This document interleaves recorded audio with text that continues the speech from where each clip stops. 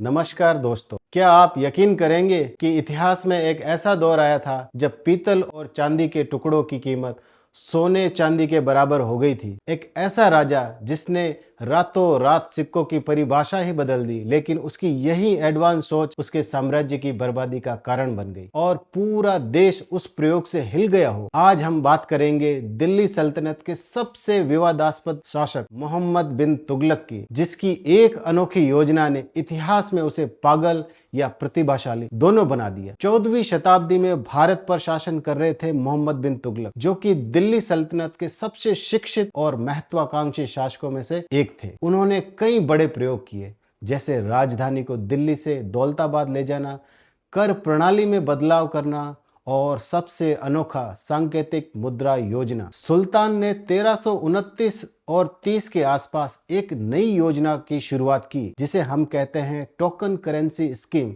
इस योजना के तहत सोने चांदी के सिक्कों की जगह तांबे और पीतल के सिक्कों को भी उतनी ही वैल्यू दे दी गई।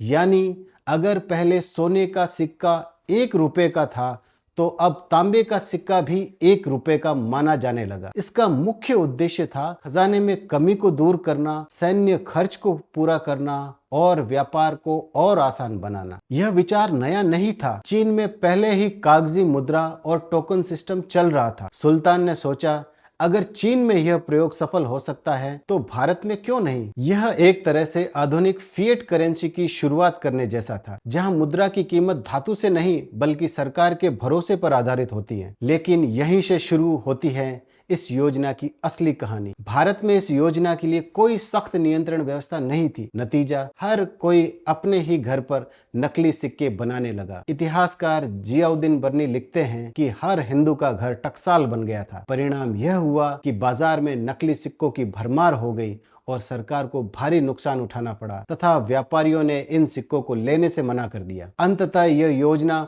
पूरी तरह विफल हो गई। सुल्तान को मजबूर होकर इस योजना को वापस लेना पड़ा और सबसे बड़ी बात, उन्होंने जनता से सारे तांबे के सिक्के वापस लेकर उनके बदले असली सोने और चांदी के सिक्के देने शुरू किए। इससे खजाना और भी खाली हो गया। मोहम्मद बिन तुगलक की यह योजना इतिहास में एक अनोखा प्रयोग थी, जो अपने समय से काफी आगे थी, लेकिन इसके सही क्रियान्वयन के अभाव में यह असफल हो गई। इससे हमें यह सीख मिलती है कि केवल अच्छा विचार ही काफी नहीं होता, उसका सही प्रबंधन और नियंत्रण भी जरूरी होता है। अगर आपको यह वीडियो पसंद आया तो लाइक और सब्सक्राइब जरूर करें और कमेंट में बताएं, क्या आप मोहम्मद बिन तुगलक को पागल मानते हैं या दूरदर्शी।